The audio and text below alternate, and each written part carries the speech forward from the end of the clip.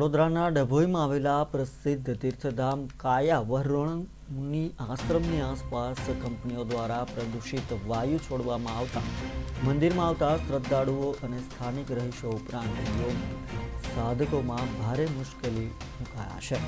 લોકોને આંખમાં બળતરા અને ગળામાં દુખાવાના બનાવ વધી રહ્યા છે। ત્યારે આ અંગે પ્રીતમ મુનિ દ્વારા ડભોઈ પોલીસમાં જાણવાજોગ અરજી આપવામાં આવી હતી। તેમને યોગ્ય તપાસ કરી પ્રદૂષણ ફેલાવતી કંપનીઓ સામે કાયદેસર કાર્યવાહી કરી હવામાં ફેલાતા પ્રદૂષણને બંધ કરવા માટે માંગ કરી છે। आश्रम मैनपुरा गाम और कायवरण गामनी सीमમાં આવેલો છે અને અહીંયા નજીકમાં જ કેટલીક ફેક્ટરીઓ આવેલી છે। લકુલિસ ધામની અંદર ભારતના અને વિદેશના આત્મીયજનો યોગ અને સનાતન ધર્મ માટે આવતા હોય છે।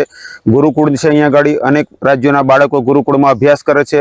ગૌશાળા છે, સંતો ભક્તો તપસ્વીઓ સેવકો આ આશ્રમમાં સતત પ્રવાહ ચાલતો રહેતો હોય છે। નજીકમાં આવેલી આ ફેક્ટરીઓ દ્વારા સમયે સમયે પ્રદૂષણના કારણે અહીંયા પ્રદૂષિત વાયુનો પરેશાની અમને મહેસૂસ થતી હોય છે, જેને કારણે આશ્રમવાસીઓને અતિથિઓને સંતો બાળકોને ગળામાં બળતરા થવી, માથું દુખવું, આંખોમાંથી પાણી નીકળવું, શ્વાસની તકલીફ થવી આવું વારંવાર મહેસૂસ થતું હોય છે।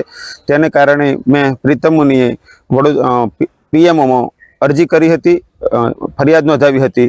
પીએમઓ દ્વારા દિલ્હી પ્રદૂષણ બોર્ડના અધ્યક્ષને, ગુજરાત મેમ્બરને અને વડોદરાના રિજનલ ડાયરેક્ટરને જાણ કરવામાં આવી, પરંતુ તે છતાં પણ પ્રદૂષણ બંધ થતી નથી અને વારંવાર આ પરેશાનીઓ મહેસૂસ થાય છે। હમણાં 2 દિવસ પહેલાં જ રાત્રે પણ વધારે પ્રદૂષિત વાયુ છોડવામાં આવ્યો। અમે કાયાવરોહણ પોલીસને અને લાગતા વળગતા અધિકારીઓને નેતાઓને જાણ કરી અને પ્રયત્ન કરી રહ્યા છીએ કે આ પ્રદૂષણથી મુક્તિ મળે। અહીં વિશેષ કરીને અહીંયા પોલીપ્લાસ્ટ નામની કંપની છે, તેના દ્વારા પ્રદૂષિત પાણી છોડવામાં આવી રહ્યું છે, જેના વિડીયો વગેરે પણ ઉતારવામાં આવે અને ગુજરાત પોલ્યુશન કંટ્રોલ બોર્ડના અધિકારીઓ દ્વારા પણ તેનું રેકોર્ડિંગ કરવામાં આવ્યું છે। અમારું વિશેષ નિવેદન છે કે ગુજરાત સરકાર, પોલ્યુશન કંટ્રોલ બોર્ડ, પોલીસ વિભાગ બધા મળી અને અમને આ પ્રદૂષણની સમસ્યાથી મુશ્કેલીથી આશ્રમ મેનપુરા ગામ અને કાયવર